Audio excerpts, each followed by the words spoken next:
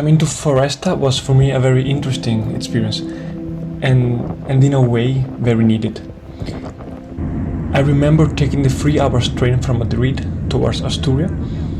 I was so captured by the evolving of the landscape and the sky. And somehow entering Asturias was a little bit reconnecting with some of the landscapes I grew up with in north of Italy. Approaching the region, my main questions were what it means to do architecture in such a rural place, or what might be here the role of architecture, or how it can support the Foresta vision. And what significant terms such as circular design, low carbon design, which are words that I'm using every day, how they change here, how do we apply them here?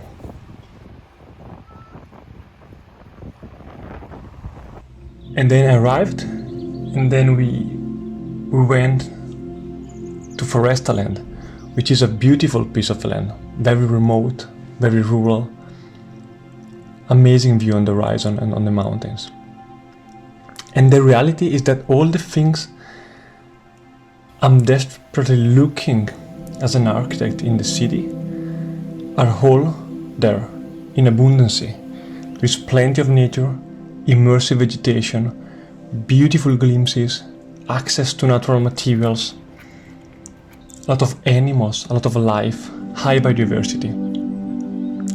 And if you think about cities where we are fighting to make spaces for green ecosystems to get in, here you almost have the opposite problem, where we are trying to make space for architecture to fit in.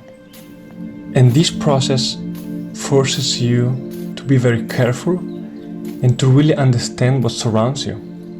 I was overwhelmed the first day. And here what surrounds you is an extremely living ecosystem.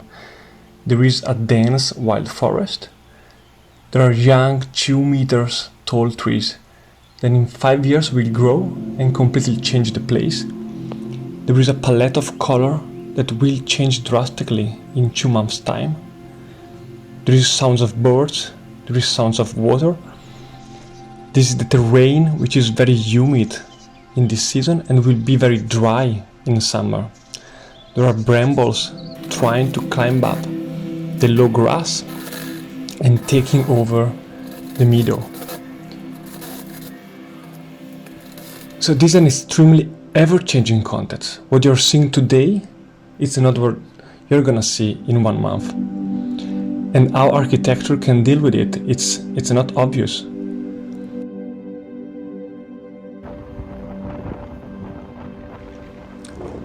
My take after the residency is that architecture can do here is to amplify existing qualities. It can give access to these qualities. It can support a vision for this place.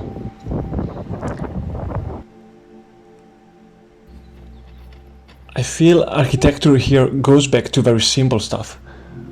What I look from a window, what the relationships I can create among inside and outside, which glimpses I can empathize, what is the experience reaching a specific place, which materials can I find here and which materials can blend into this landscape. And then for Foresta, the act of building on the land and the process of shaping the land is such a key part of the journey.